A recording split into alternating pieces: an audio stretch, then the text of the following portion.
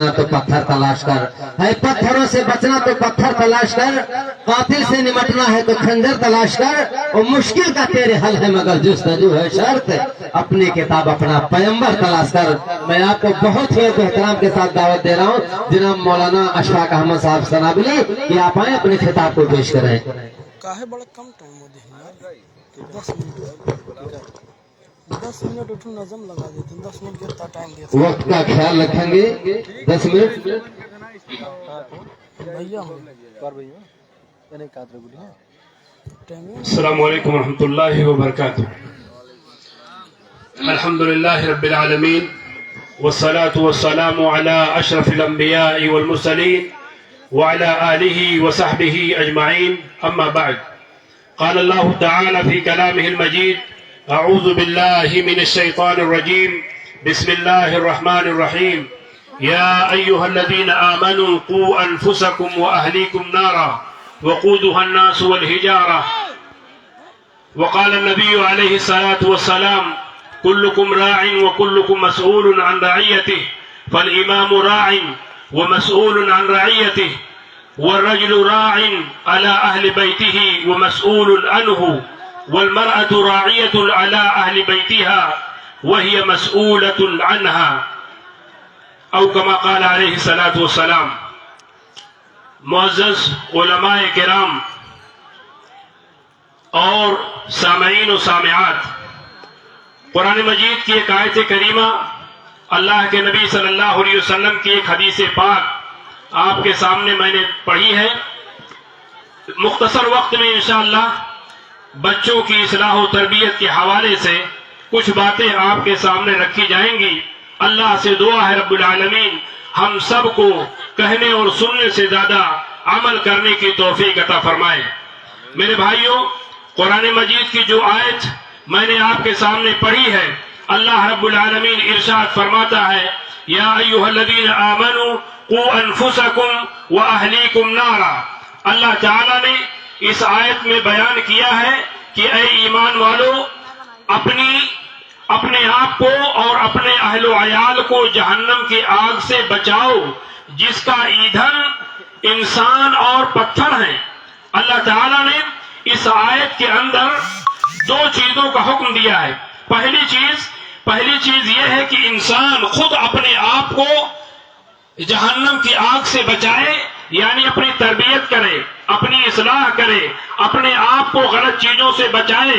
उसके बाद अल्लाह ताला ने इस आयत में बयान किया है कि इंसान जैसे इस बात की फिक्र करता है, इंसान जैसे ये चाहता है कि उसकी जिंदगी बेहतर हो, उसकी दुनिया बेहतर हो, उसकी आखिरत बेहतर हो और उसके सामने कभी कोई तकलीफ ना आए, परेशानी ना आए, ऐसे ही अल्लाह रब्बुल आलमीन ने यह हुक्म दिया है हमको और आपको और तमाम वालिदैन को, चाहे वो माँ हो चाहे वो बाप हो।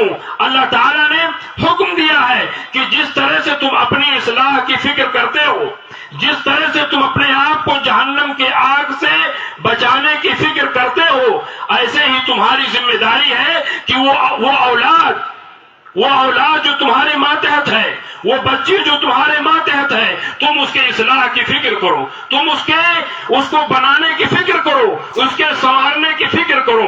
मेरे भाइयों, अल्लाह के नबी सल्लल्लाहु अलैहि वसल्लम ने हदीस में बयान किया है, अल्लाह के नबी फरमाते हैं, कुल्लुकुम राइन व कुल्लुकुम मसऊलुन अन रइयतिहि। अल्लाह के नबी सल्लल्लाहु अलैहि वसल्लम की हदीस हम बारहा सुनते हैं अपने खुतबा की ज़बानी, उलमा की ज़बानी। अल्लाह के नबी ने फरमाया, ऐ लोगों, तुम सब के सब जिम्मेदार हो।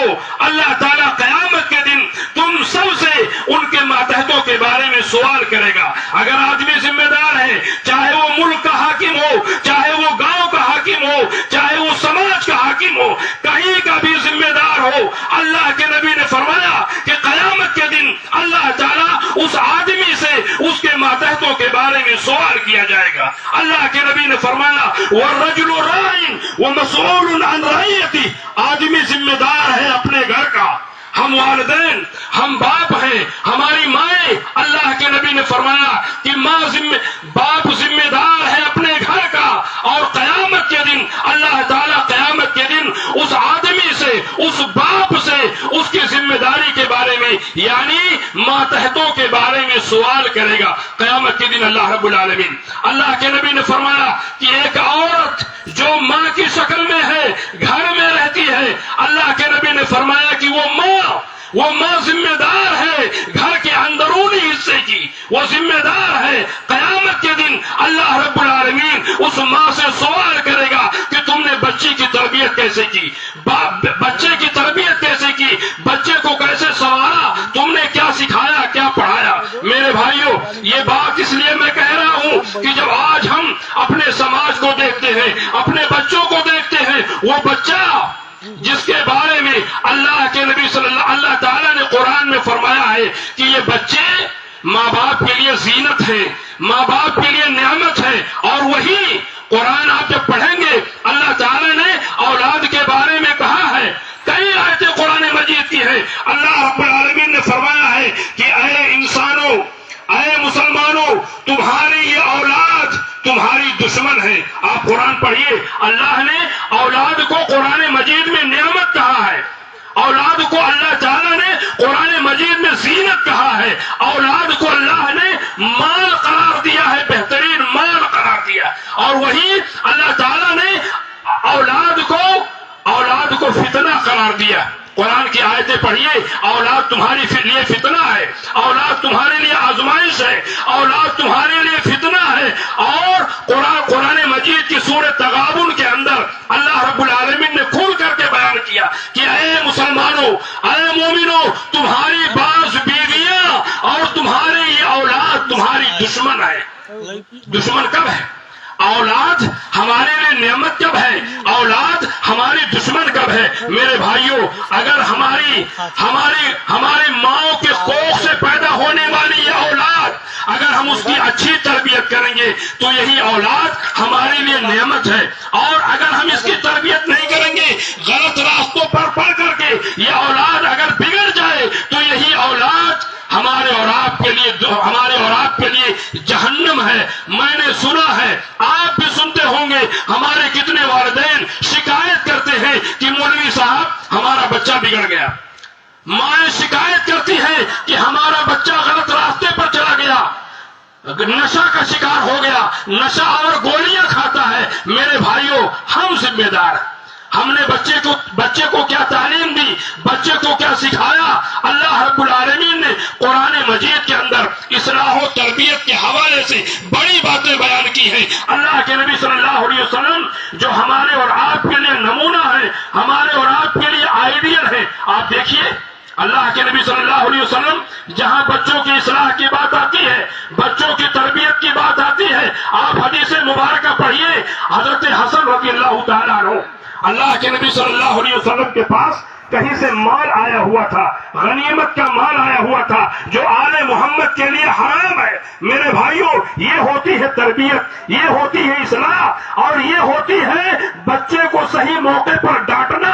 اللہ کے نبی صلی اللہ علیہ وسلم کے پاس کھجور آیا ہوا ہے، کہیں سے مال غنیمت آیا ہوا ہے، اللہ کے نبی اس کو گن رہے ہیں، صحابہ گن رہے ہیں۔ اللہ کے نبی صلی اللہ علیہ وسلم کے بغل میں بیٹھا ہوا وہ چھوٹا معصوم بچہ حضرت حسن رضی اللہ تعالیٰ عنہ، انہوں نے کھجور کو اٹھایا اور منہ میں ڈال لیا۔ اللہ کے نبی صلی اللہ علیہ وسلم نے فوراً کہا کہ اے حسن، آل محمد کے لیے یہ کھجور جو آیا ہے یہ کھجور حرام ہے، تمہارے اوپر اس کو مت کھاؤ۔ حدیث میں آتا ہے اللہ کے نبی صلی اللہ علیہ وسلم نے کھجور کو اس بچے کے منہ میں انگلی ڈال کر کے کھجور کو نکالا۔ یہ ہوتی ہے تربیت، یہ ہوتی اصلاح۔ ہمارا معاملہ کیا ہے؟ ہمارا بچہ غلطی کرتا ہے، استاد ڈانٹتا ہے، ذمہ دار ڈانٹتے ہیں تو ہم شکایتیں کرتے ہیں کہ ارے مولوی صاحب بچہ تو ابھی بس چھوٹا ہے، آگے چل کے سدھر جائے گا۔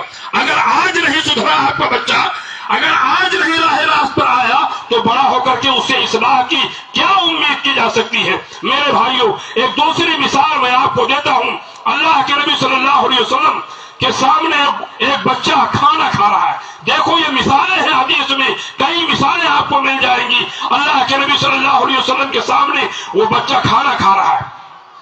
اب ظاہر بات ہے، پلیٹ ہے، بڑا پلیٹ ہے، اللہ کے نبی صلی اللہ علیہ وسلم کے سامنے وہ بچہ کھانا کھا رہا ہے۔ نبی صلی اللہ علیہ وسلم نے جب دیکھا کہ یہ بچہ صحیح طریقے سے کھانا نہیں کھا رہا ہے، اللہ کے نبی صلی اللہ علیہ وسلم نے اس کو نرمی سے بلایا اور سمجھایا، کہا کہ دیکھو اے بیٹے، سم اللہ، پہلے اللہ کا نام لو، بسم اللہ کہو، اس کے بعد دائیں ہاتھ سے کھاؤ، اس کے بعد اللہ کے نبی صلی اللہ علیہ وسلم نے کہا کہ پھر سامنے سے کھاؤ۔ آپ بتاؤ، ہم ذمہ دار ہیں، ہم گھر کے ذمہ دار ہیں، ہم ماں باپ، ہم باپ ہیں، ہماری مائیں سن رہی ہے پردے کے پیچھے۔ آپ سوچیں کیا بچوں کے لیے ہم اتنا وقت دیتے ہیں کہ ہمارا بچہ ہمارے ساتھ بیٹھ کر کے کھا رہا ہے، غلطیاں کر رہا ہے، کیا ہم اس کی اصلاح کر رہے ہیں یا سوچ رہے ہیں کہ ارے بڑے ہو کر کے اس کی تربیت ہو جائے گی، اس کی اصلاح ہو جائے گی؟ میرے بھائیوں، ہمارے سامنے ایسی کتنی مثالیں ہیں، بچہ جب اس کو گھر سے صحیح تربیت نہیں ملی، گھر سے اس کی اصلاح نہیں ہوئی، وہ بچہ آگے چل کر کے غلط افکار و نظریات کا شکار ہو گیا اور کہیں نشہ اور لوگوں کے ساتھ چلا گیا اور وہ برباد ہو گیا۔ اللہ کے نبی صلی اللہ علیہ وسلم نے اسی لیے بتایا ہے، سکھایا ہے اور یہ تعلیم دی ہے مسلمانوں کو کہ اپنے بچوں کی اصلاح و تربیت کی فکر کرو، اپنے بچوں کی اصلاح و تربیت کی فکر کرو۔ کیوں؟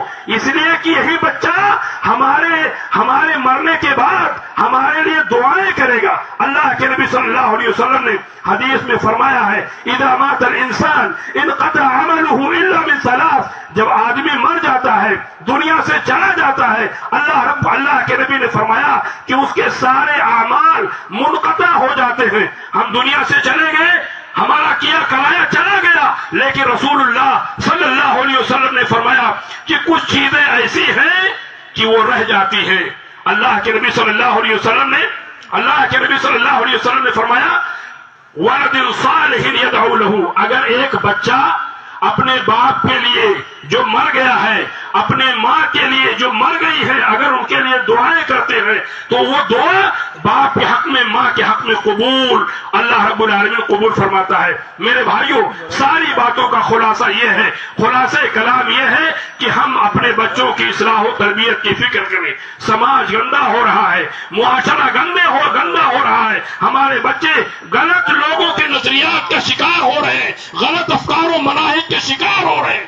اللہ تعالیٰ سے دعا ہے کہ رب العالمین ہم سب کو اپنے بچوں کی اصلاح کی توفیق عطا فرما۔ رب العالمین ہمیں توفیق دے کہ ہم بچپن ہی سے اپنے بچوں کی اصلاح و تربیت کی فکر کریں۔ ہمیں توفیق دے کہ رب العالمین ہم جہاں بھی رہیں اپنے بچوں کی اصلاح و تربیت کے حوالے سے فکر مند رہیں۔ اللہ توفیق دے ذمہ داران مرکز کو کہ انہوں نے اتنی بہترین مجلس سجائی ہے۔ ہم دعا کریں کہ رب العالمین ان کے حق میں دعا کریں، اللہ تعالیٰ ان کے لیے صدقہ جاریہ بنائے۔ اللہ رب العالمین سے دعا ہے کہ اللہ تعالیٰ یہ مدارس ہمارے اور آپ کے لیے اسلام کے قلعے ہیں، اللہ ان کی حفاظت فرما، ہمارے علماء کی حفاظت فرما، ہمارے بزرگوں کی حفاظت فرما، اور ہم میں سے جن کے والدین دنیا میں موجود ہیں اللہ ہم سب کو خدمت کی توفیق عطا فرما۔ اگر ہمارے والدین دنیا سے چلے گئے ہیں اللہ تعالیٰ ان کی مغفرت عطا فرما۔ اقول قولی ھذا استغفر اللہ لی ولکم ولسائر المسلمین وآخر دعوانا ان الحمد للہ رب العالمین والسلام علیکم ورحمۃ اللہ وبرکاتہ۔ ماشاءاللہ، جزاک اللہ، بہت ہوئے تھے جناب مولانا اشفاق احمد صاحب سنابلی، جو بہترین انداز میں اپنے خطاب کو پیش کر رہے تھے کہ ابلغ مسمع انی مغلغلۃ وفی العتاب حیات بین اقوامی ادخلت قبلی قوما لم یکن لهم فی الحق ان يدخل الابواب قدامی اللهم قبر وقبر كنت اکرمهم میتا وابدهم من منزل جامی۔